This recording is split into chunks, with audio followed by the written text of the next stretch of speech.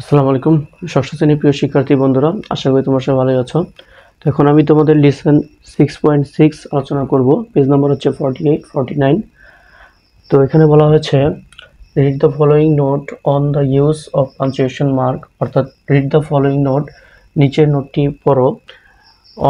On the use of punctuation mark, punctuation মার্কের উপরে যেই নিচে নোটটি আছে সেই নোটটি পড়ো।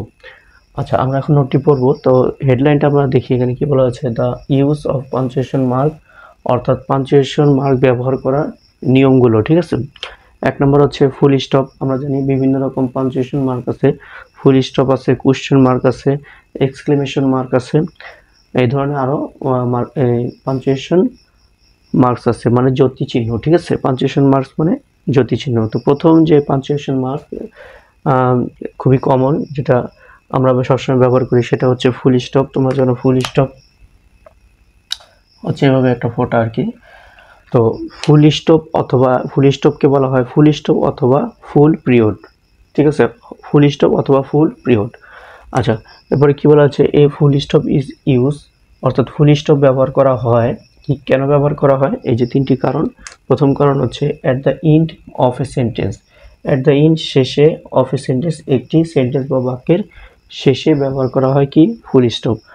এক্সাম্পল, উদাহরণ, দে আর মাই নেইবার্স, দে আর তারা হলো, মাই নেইবার্স আমার প্রতিবেশী। তাহলে এই সেন্টেন্সটার শেষে আমরা কি ব্যবহার করেছি, ফুল স্টপ। ঠিক আছে, এরপর দেখো 2 নম্বর নিয়মটা, টু শর্টেন এ ওয়ার্ড, একটি ওয়ার্ড বা একটি শব্দ ছোট করতে। ঠিক আছে, শর্টেন মানে ছোট করতে, টু শর্টেন মানে ছোট করতে, এ ওয়ার্ড একটি শব্দ। তাহলে একটি শব্দকে যদি আমরা সংক্ষিপ্ত করতে চাই, ছোট করতে চাই, তাহলে আমরা ফুল স্টপের মাধ্যমে ছোট করতে পারি। যেমন ধরো এক্সাম্পল, উদাহরণ, অক্টোবর। ঠিক আছে, অক্টোবরকে আমরা শর্ট করে লিখতে পারি ও সিটি ফুল স্টপ, ও সিটি ফুল স্টপ, সংক্ষেপে শর্ট করে ও সিটি ফুল স্টপ দিয়ে অক্টোবরকে আমরা প্রকাশ করতে পারি সংক্ষেপে। ঠিক আছে, এরপরে দেখো টু ইনিশিয়েট লেটার্স, অর্থাৎ কোনো শব্দকে সংক্ষেপে প্রকাশ করা। ঠিক আছে, এটাও যেমন কোনো শব্দকে ছোট করা, আর এটা হচ্ছে ইনিশিয়েট মানে সংক্ষেপে সংক্ষিপ্ত আকারে প্রকাশ করা। টু ইনিশিয়েট লেটার্স, কোনো শব্দকে সংক্ষিপ্ত আকারে প্রকাশ করা। ঠিক আছে, যেমন ধরো ইউনাইটেড কিংডম, এটা একটা দেশের নাম।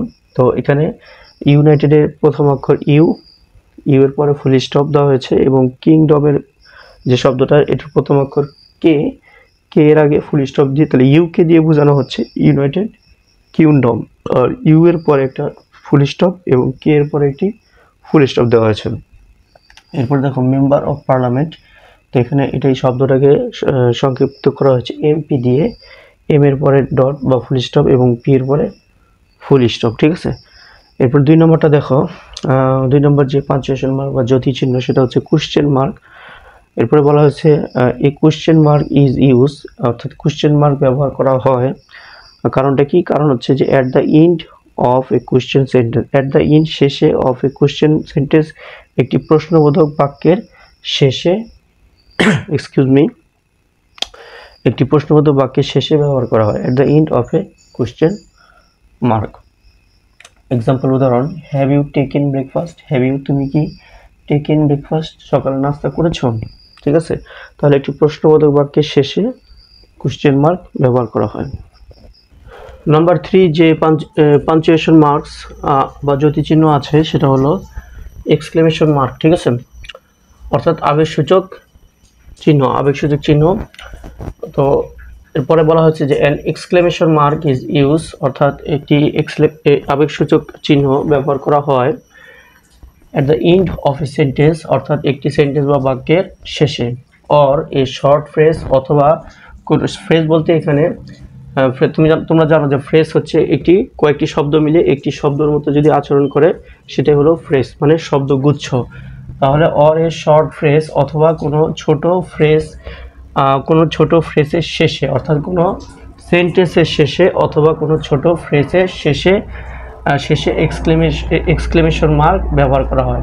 দ্যাট এক্সপ্রেস, যেটা বর্ণনা করে, এ ভেরি ডিপ, খুব গভীর, অর সাডেন, অথবা হঠাৎ, সাডেন ইমোশন, অর্থাৎ হঠাৎ কোনো আবেগ, অর ফিলিং অথবা অনুভূতি। ঠিক আছে, তাহলে at the end of a sentence or a short phrase, একটি শর্ট ফ্রেজ অথবা সেন্টেন্সের শেষে ব্যবহৃত হয়।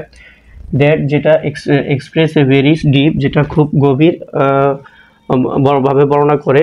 Or sudden emotion or feeling, অথবা অনুভূতি অথবা হঠাৎ কোনো আবেগকে প্রকাশ করে। এক্সাম্পল উদাহরণ হলো wow, what a beautiful picture it is.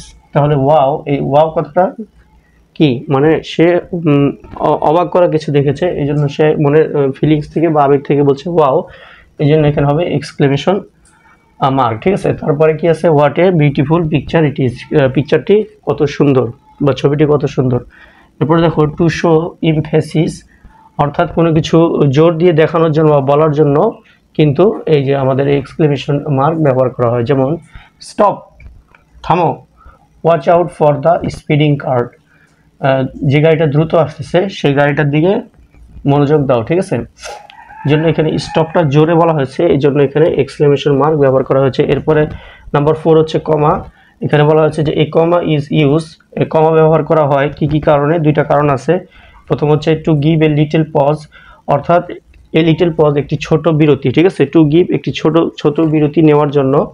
Example হচ্ছে উদাহরণ, যেমন প্লিজ, প্লিজ দয়া করে, তারপরে একটা কমা, দেখো এখানে একটি ছোটভাবে থামতে হবে, অল্প সময় জন্য থামতে হবে। প্লিজ ওপেন দ্য উইন্ডো, দয়া করে দরজা, ওপেন দ্য উইন্ডো, দয়া করে, প্লিজ মানে দয়া করে, ওপেন দ্য উইন্ডো অর্থাৎ উইন্ডো বা জানালাটি খোলো। ঠিক আছে, এরপরে দেখো তাহলে কমা এখানে ব্যবহার করা হলো কি, এ লিটল পজ অর্থাৎ অল্প সময়ের জন্য বিরতি। তারপরে 2 নম্বর কারণ হচ্ছে টু সেপারেট আইটেম, অর্থাৎ কোনো আইটেমকে যদি আলাদা করতে হয়, অনেকগুলো কোনো তালিকা থেকে যদি অনেকগুলো আইটেমকে আমাদের আলাদা করতে হয়, তাহলে সেক্ষেত্রে আমরা কমা দিয়ে আলাদা করব। ঠিক আছে, তাহলে টু সেপারেট আইটেম আলাদা করার জন্য ইন এ লিস্ট, একটি তালিকা থেকে। এক্সাম্পল হচ্ছে উদাহরণস্বরূপ, উদাহরণ দেওয়া হচ্ছে একটা, ইয়েস্টারডে আই বট, তাহলে গতকাল আমি কিনেছিলাম, আমি তো অনেক কিছু কিনেছিলাম, সেই তালিকা থেকে আমি আইটেমগুলো আলাদা করব কমার মাধ্যমে। কি কি আইটেম আছে, এ বুক একটি বই, এ পেন একটি কলম, এ রুলার একটি রুলার। ঠিক আছে, অ্যান্ড এ স্কুল ব্যাগ এবং একটি স্কুল ব্যাগ। তাহলে প্রথম যে আইটেম সেটা হচ্ছে বুক, এ বুক কমা, তারপরে এ পেন কমা, তারপরে এ রুলার, এবং পরে যেহেতু আর কিছু নেই এই জন্য আমরা কমা না দিয়ে শেষে অ্যান্ড এ স্কুল ব্যাগ। 5 নম্বর যে পাঞ্চুয়েশন মার্ক সেটা হলো কোটেশন মার্ক, অর্থাৎ হচ্ছে কোটেশন মার্ক বা রেফারেন্স মার্ক। ঠিক আছে, এখানে বলা হচ্ছে যে quotation marks are written, quotation mark লেখা হয় অ্যাজ ফেয়ার, জোড়ায় জোড়ায়, of opening and closing marks, অর্থাৎ ওপেনিং এবং ক্লোজিং, অর্থাৎ শুরুতে এবং শেষে জোড়ায় জোড়ায় লেখা হয় ইনটু স্টাইল, দুইটি পদ্ধতিতে। ঠিক আছে, সেই দুইটি পদ্ধতি কি আমরা নিচে পড়বো এখন।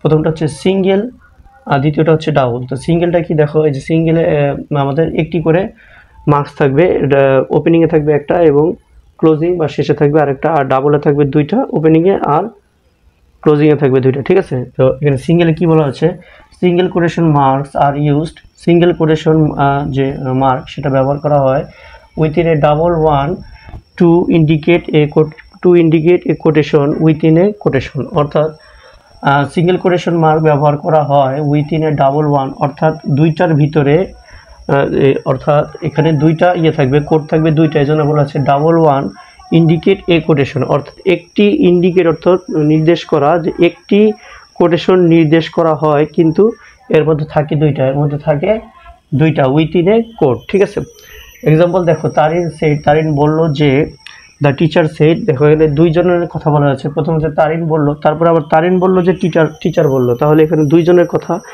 এই স্পিচটার মধ্যে দুইজনের কথা থাকবে। ঠিক আছে, তো এখানে দুইজনের কোটেশন, দেখো এখানে ডাবল কোটেশন, এবার ভিতরে আছে আবার সিঙ্গেল কোটেশন, তার মানে এটার মধ্যে দুইজনের কথা আছে, একটি হচ্ছে তারিনের আর একটা হচ্ছে টিচারের। ঠিক আছে, এখানে কি বলা হচ্ছে, উই উইল ডিসকাস, আমরা আলোচনা করব পাঞ্চুয়েশন মার্ক জ্যোতি চিহ্ন টুমরো, আগামীকাল। ঠিক আছে, তাহলে এখানে দুইজনের কথা আছে। এরপরে দেখো ডাবলটা কি, ডাবলটা হচ্ছে এ ডাবল কোটেশন মার্ক, অর্থাৎ double quotation mark are used ব্যবহার করা হয়, ব্যবহার করা হয় টু কোড, মানে নির্দেশ করার জন্য, টু কোড সামওয়ান, কাউকে নির্দেশ করার জন্য, ডাইরেক্টলি কাউকে সরাসরি নির্দেশ করার জন্য ডাবল কোটেশন মার্ক ব্যবহার করা হয়। For example, mother said, mother বলল, don't receive an unknown call, কখনোই অপরিচিত নাম্বার থেকে ফোন রিসিভ করো না। ঠিক আছে, তাহলে মার যে কথাটা সরাসরি কোড করার জন্য আমাদের এই ডাবল কোটেশন ব্যবহার করা হয়।